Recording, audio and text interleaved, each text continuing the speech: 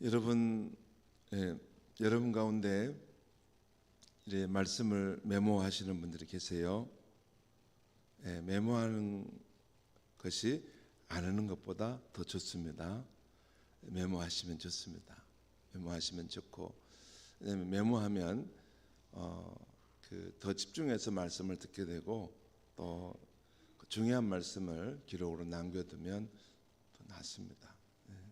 또 우리 후손들이라도 나중에 볼 때 우리 아버지가 말씀 새벽 예배 다니면서 이렇게 말씀을 기록하셨구나 그럴 수 있고, 그런데 이제 메모하실 때 너무 이렇게 자세하게 적지 않으셔도 됩니다. 너무 자세하게 적지는 마시고, 분명 메모할 것은 있습니다. 메모할 거 있습니다.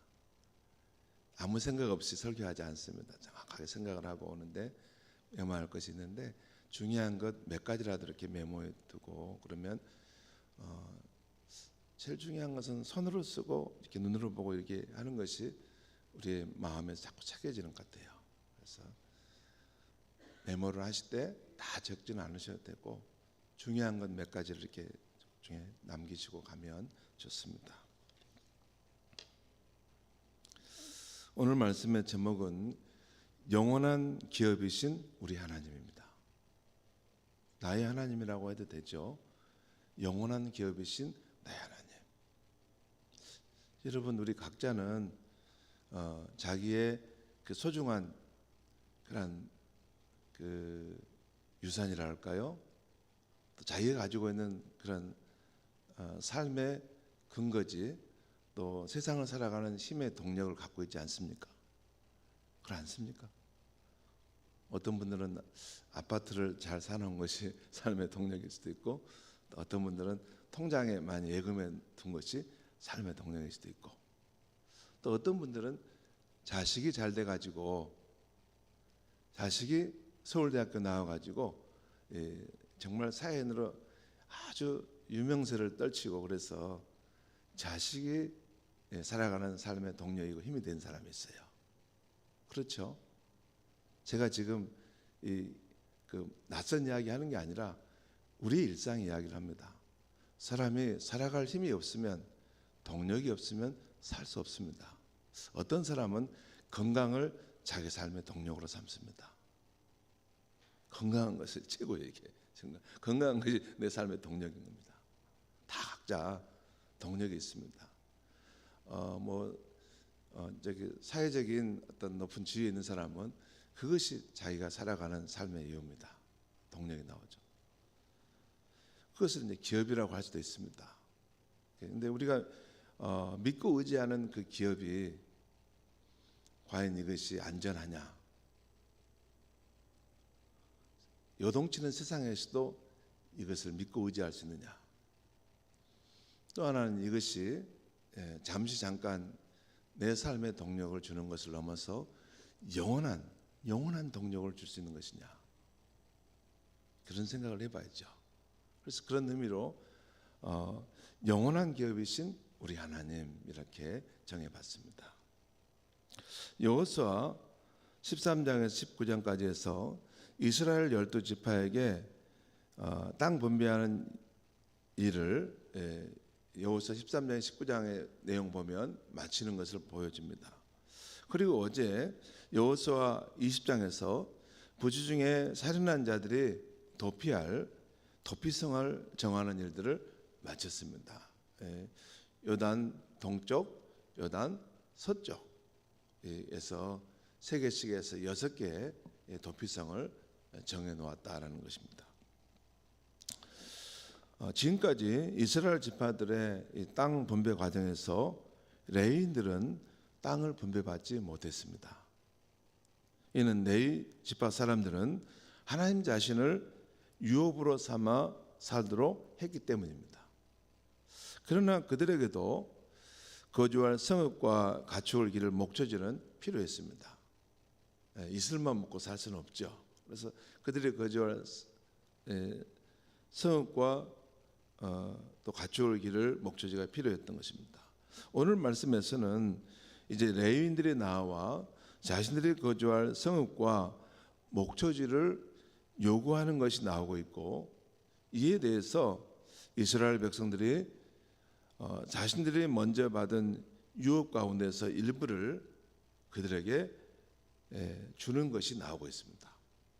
여러분 잘 보시죠. 이스라엘 12지파가 먼저 하나님 주신 땅을 기업으로 받았잖아요.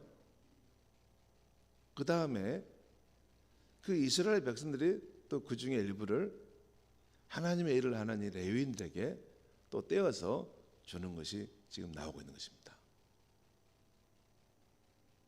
하나님께서 이스라엘 백성들에게 주고 또 이스라엘 백성들은 또 레위인들에게 또 떼어주고, 그렇게, 그리고 레위인들은 한 곳에 살지 않고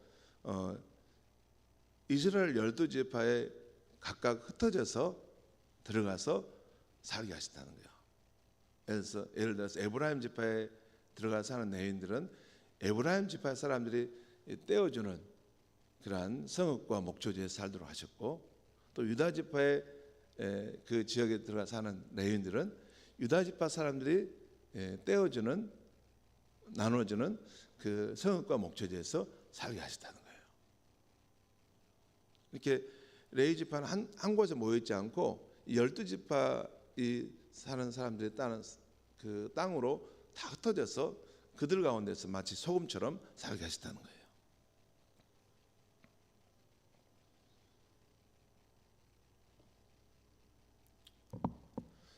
자, 오늘 말씀 1절에 3절까지 말씀을 제가 한번 읽겠습니다. 1절에 3절입니다. 그때 레위 사람의 족장들이, 대표자들이죠, 제사장 엘르아살과 눈의 아들 여호수아와 이스라엘 자손의 지파 족장들에게 나와 가나안 땅 실로에서 그들에게 말하 이르되,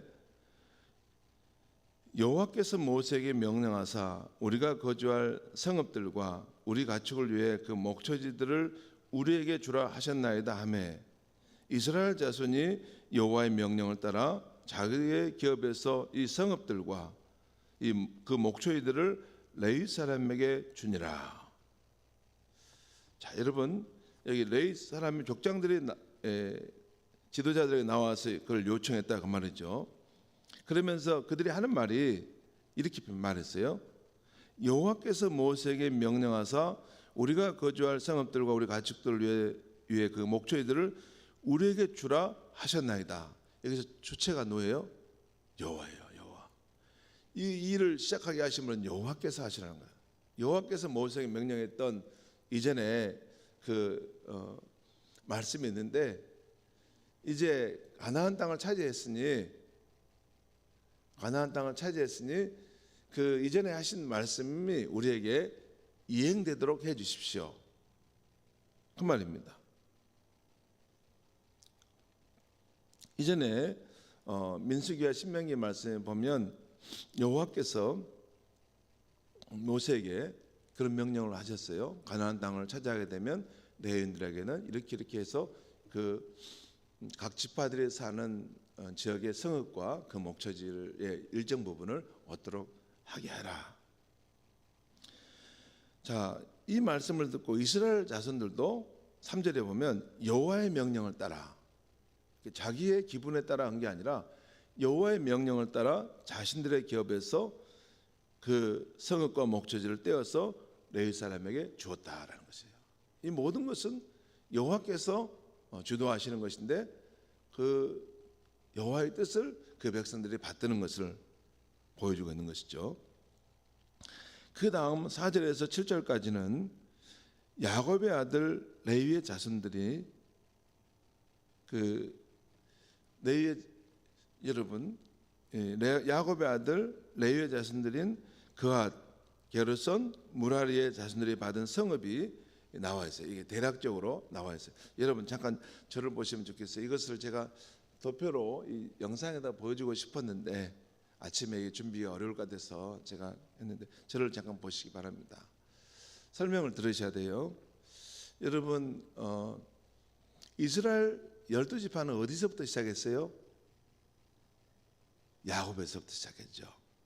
아브라함과 이삭과 그 다음에 야곱이 나오는데, 야곱이 압박관계에서 하나님과 겨루어 싸우면서 너를 이제 이스라엘이라 할 것이다 라고 말씀하잖아요. 그래서 그러니까 야곱에게서 12아들이 나왔어요. 그렇죠? 그 레아와 라헬 그리고 그 여종들을 통해서 12아들이 나왔는데 그 12아들 각각이 이스라엘 나라를 대표하는 12지파가 된 거예요. 그런데 여러분, 레이는 야곱의 몇째 아들인지 아세요? 셋째 아들입니다. 야곱의 첫째가 루벤, 그 다음에 두 번째가 시므온, 셋째가 레위예요. 레위. 그런데 이 레위에게서 또 자녀가 낳았는데 세 아이가 낳았어요. 게르손, 그핫, 무라리. 이 레위에게서 자 야곱의 셋째 아들인 레위에게서 세 아들이 태어났어요. 게르손, 그핫, 무라리. 그런데 하나님께서 하나님의 성전의 그 일을 섬기는 일을 이 레위 지파에게 맡기셨어요. 그러니까 이 게르손, 그핫, 무라리 이 세 후손들이 맡게 됐는데 여기서 게르손, 그핫, 무라리인데 두 번째 아들은 그핫 아들 가운데서 그 우리가 말하는 모세의 아버지와 어머니가 태어납니다. 그게 모세의 아버지인 아브람. 그러니까 그핫 그 자녀들 가운데 아므람이 태어나고 그 함께 결혼한 요셉에 대해서 누가 태어나요? 아론과 모세와 미리암이 태어나요. 그렇죠? 그런데 자 여러분, 레이, 그핫, 아므람, 그 다음에 아론과 모세와 미리암. 그런데 여러분, 야곱의 셋째 아들인 레위 지파 사람들이 하나님의 성전의 일을 이렇게 도맡아서 섬기도록 이렇게 일을 맡겼는데, 근데 그 가운데서도 쭉 내려가서 아므람의 아들 가운데 아론에게 더 중요한 제사장 일을 맡겼어요. 그렇죠? 그러니까 레위 지파가 하나님의 성전에 관련된 일을 도맡아서 섬겼어요. 그러니까 성전에 관련된 일들이 많죠. 백성들의 제물도 받고 뭐 또 여러 가지 계산도 해야 되고 또 양이나 소를 잡기도 해야 되고 성전을 이렇게 다듬고 청소도 해야 되고 깨끗하게 해야 되고 거룩하게 해야 되고 이런 거 다 필요하죠. 그런데 성전 안에 들어가서 하나님을 직접 만나고 또 하나님 앞에 그 백성의 죄악과 문제를 아뢰고 하나님께 도움을 구했던 가장 중심부의 일은 누가 했냐면 아론 자손들이 하게 하셨다는 거예요.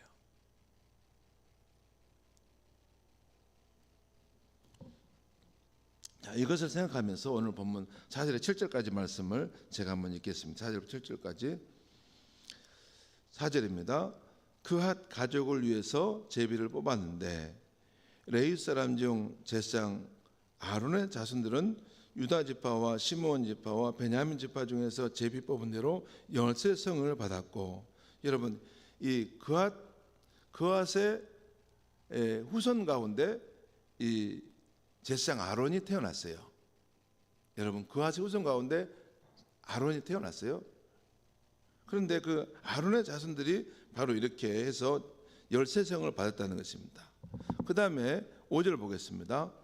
그핫 자손들 중에 남은 자는 아론 말고 그의 남은 자들이 있겠죠. 아론 자손 말고 에브라임 지파의 가족과 단 지파와 므낫세 반 지파 중에서 제비 뽑은 대로 10성읍을 받았으며, 그 다음에 6절 게르손 자손들은 이사갈 지파의 가족들과 아셀 지파와 납달리 지파와 바산에 있는 므낫세 반 지파 중에서 제비 뽑은 대로 13성을 받았더라.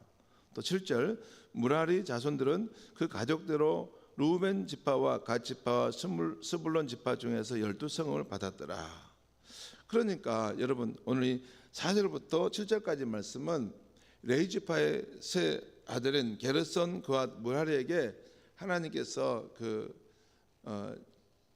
그들의 살 성읍과 목초지를 주었는데 그 레위 지파 가운데도 특별히 제사장의 후손이었던 그 아론의 자손들에게 제일 먼저 이것을 줬다는 것을 설명하고 있는 거예요. 네, 그 말 이해가시죠? 자, 이렇게 지금까지는 레위 자손들이 분배하던 이 성읍에 대한 개괄적인 설명을 하고 나서 그 이후에 8절부터 19절까지는 또 그 이후의 내용도 이제 레위 자손들이 구체적으로 받은 성읍 목록을 말하는 것이 나오고 있습니다.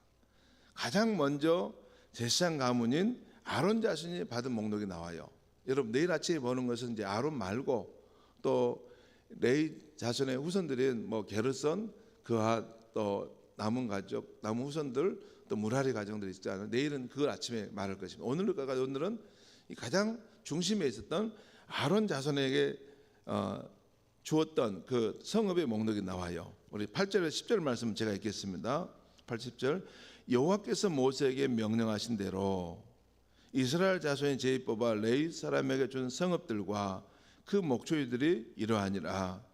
유다 자손의 지파와 시므온 자손의 지파 중에서는 이 아래에 기명한 성읍들을 주었는데, 여러분 보세요. 레위 자손 중 그 안에 그핫 가족들이 있겠죠. 또 그 밑에 아론 자손이 있겠죠. 레위 자손 중 그핫 가족들에 속한 아론 자손이 첫째로 제비 뽑혔으므로 아낙의 아버지 아르바의 성읍 유다 단지 기랏 아르바 곧 헤브론과 그 주위의 목초지를 그들에게 주었고, 레위 자손들 가운데 제일 먼저 누구에게 주었냐면 그 게르손 그핫 무라리보다 저 밑에 있는 손주였던 제사장 가문이었던 아론 자손에게서부터 먼저 제비 뽑기 시작했다는 거예요. 그리고 오늘 말씀 17절에서 19절에서는 베냐민 지파 사람들도 제사장 아론 자손에게 준 성읍들과 목초지에 대한 이야기가 나오고 있습니다. 여기까지가 오늘 본문의 내용이에요. 자, 여기까지가 나오는 내용인데, 성도 여러분, 오늘 말씀은 뭐 이렇게 제명 이름을 따라가면 별로 뭔 말인지 못 알아먹습니다. 중요한 것은 하나님께서 레위 자손들에게는 하나님을 기업으로 삼게 하셨는데 그들에게도 성읍과 목초지를 주었다는 것입니다. 그 레위 자손의 후손으로는 그 게르손 그핫 무라리가 있었기 때문에 그들에게 각각 돌아갈 성읍과 목초지를 주었다는 거예요. 그런데 특별히 그 가운데서도 레위, 그핫, 또 그 아므람, 아론이라는 이 제사장 가문의 중심으로 해서 그 땅을 먼저 제입복게 했다는 것을 지금 본문은 말하고 있는 것입니다. 자, 성도 여러분, 여기까지가 오늘 말씀인데요. 오늘 말씀에서 우리가 받은 영적 교훈은 무엇입니까? 저는 묵상 가운데 두 가지 정도를 생각해 봤어요. 하나는 하나님께서 명령하신 대로 이스라엘 12지파가 각각 자신들이 받은 기업의 땅에서 일부를 떼어서 레위인들이 사용하도록 주었다는 거예요. 하나님의 성전에서 일하는 그 사람들을 위해서 그것을 떼어 주었다는 것이에요. 그것이 하나님의 명령이었다는 거죠.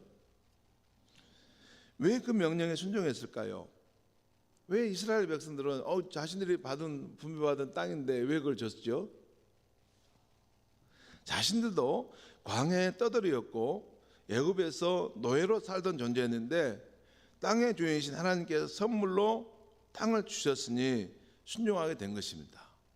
성도 여러분, 이스라엘 백성뿐만 아니라 우리들도 생명과 땅의 주인이신 하나님으로부터 생명을 얻어서 이 땅에 사는데 모든 것을 빌려 쓰고 살다 다시 하나님께 돌아가는 존재인 것입니다. 그렇지 않습니까? 모든 것을 빌려 써요. 잠깐 빌려 쓰는 거예요. 내가 움켜쥐고 있는 것을 영원히 잡을 수 있는 사람이 있습니까? 그런 사람이 어디 있어요? 잠깐 사용하다 놓고 가는 거 아니에요? 하나님 맡겨주셨던 거 잠깐 사용하다 빌려 쓰다 가는 거예요. 생명도 그렇고 우리가 가진 재능도 그렇고 우리가 소유한 땅도 그렇습니다. 그 땅을 내가 얻었다고요? 아닙니다. 내게 성실함과 또 일할 수 있는 능력을 주시고 또 그것이 얻을 수 있는 환경을 주셨기 때문에 제가 그 땅을 얻는 것이 많습니다. 그래서 이 모든 것을 빌려 쓰고 살다가 다시 하나님께 돌아가는 존재라는 것입니다. 그래서 로마서 11장에 보면 놀라운 말씀이 나오는데 만물이 주께로부터 나오고 주로 말미암아 살고 주께로 돌아간다라고 했어요. 우리뿐만 아니라 다른 여러 생명체들도 이 하나님으로부터 나오고 하나님으로 말미암아 힘을 얻어 살고 하나님께 돌아가는 것이 이 땅에 있는 모든 마무리라는 것이에요. 우리 생명도, 우리의 물질과 시간도, 그리고 우리의 재능도 주님께로부터 나왔고 주님으로 말미암아 살아가는 것임을 알아야 한다는 것입니다. 그래서 우리는 생명과 호흡이 있는 날 동안 하나님을 늘 기뻐하고 하나님께 영광을 돌리며 사는 것입니다. 그것이 웨스트민스터 그 교리의 첫 번째입니다. 우리의 존재의 출발이 하나님께로부터 나왔고 우리의 존재의 이유가 하나님으로부터 시작된 것이니까 우리를 지으시고 이 땅에 내어놓으신 하나님을 찬양하고 기뻐하고 그분의 뜻을 이루는 것을 살다 가는 것, 그것이 가장 보람되고 영원히 가치 있는 삶이 된다는 것입니다. 다른 하나는 오늘 본문에서 발견 다른 하나는 우리 크리스찬은 베드로전서 2장 9절에 너희는 나와 같은 제사장이요라는 말씀대로 살아계신 하나님을 최고의 기업으로 선물로 받은 백성이라는 것입니다. 여러분, 저와 여러분에게 유산이 있죠. 여러분 부모님께 유산 받으셨습니까? 저는 별로 받은 것은 없습니다. 제 몸뚱이 하나 잘 받았고 제가 사는 날 동안 제가 공부 잘하도록 어머니가 도와준 거, 이거 실제 제가 유산 받은 거 없어요. 그래도 우리가 이 세상 살아가는 동력으로 내가 붙들고 있는 뭐가 있죠. 근데 그 가운데 최고의 기업이 뭡니까? 최고의 기업은 하나님이죠. 살아계신 하나님이 나의 기업 아닙니까? 이 세상 살 때 우리가 가진 그 무엇보다도 살아계신 분, 영원한 기업이신 그 하나님이 나와 함께 하신다는 것, 그분의 나라에 속한 백성이라는 것, 여러분과 제가 그 하나님 나라의 대사로 이 세상을 살아가고 있다는 것, 이것 아닙니까? 이것을 생각하면서 영원한 기업으로 하나님을 삼아 사는 자가 얼마나 복되고 든든하고 소망이 넘치는가를 이 땅에 보여주는 것이 우리가 세상을 살아가는 이유입니다. 그거 아닙니까? 영원한 기업으로 하나님을 나의 삼아 살아가는 그 인생이 얼마나 복되고 얼마나 든든하고 얼마나 소망이 넘치는 걸 보여주는 것이 우리 크리스천의 삶이라는 거예요. 여러분 잠깐 저를 보시죠. 요즘 나라가 어렵죠. 나라가 너무 혼돈하고 어렵습니다. 대통령의 비상계엄으로 왕이 옛날로 말하면 왕이 저런 일을 했으니 백성들이 얼마나 혼돈하고 힘들겠습니까? 여러분 왕은 마치 산과 같아요. 산, 큰 산과 같은데 그 저 산이 이렇게 요동쳐 버렸으니 그 안에 사는 존재들은 얼마나 힘들겠습니까? 사실 저도 요즘 아주 힘듭니다. 나라 정치가 돌아가는 모습을 보면 많이 힘들어요. 백성들이 이래서 어떻게 희망을 가지고 살 수 있을까? 너무나 불안하겠다. 그런데 여러분 성경은 뭘 말하냐면 특별히 히브리서에 보면 이 세상에 고향이 있고 더 나은 고향이 있다고 말해요. 이 세상에 나라가 있고 더 나은 나라가 있다는 거예요. 흔들리는 나라가 있고 흔들리지 않는 영원히 견고하게 서 있는 나라가 있다는 거예요. 우리 크리스천들은 흔들리지 않는 영원히 견고하게 선 그 나라를 바라보고 살아가는 사람들인 거예요. 여러분 우리가 이 세상 정치를 가지고 정치를 알면서 이 땅을 바른 나라, 하나님의 정의와 사랑과 또 행복이 있는 나라로 세워가는 것도 맞습니다. 하지만 항상 우리는 기억해야 돼요. 우리의 시민권은 하나님께 있고 우리는 그 나라를 향해서 지금도 순례의 여정 가운데 있다는 것, 그리고 최고로 좋은 그 날은 아직 오지 않았다는 거예요. 여러분 성경은 끝까지 말합니다. 이 세상은 잠깐 있다 지나가는 것 같고 장차올 그 하나님의 나라는 진짜 나라인데 우리가 영원히 살아갈 나라라는 거예요. 항상 우리의 시선을 그곳을 향한 시선에서 놓치면 안 됩니다.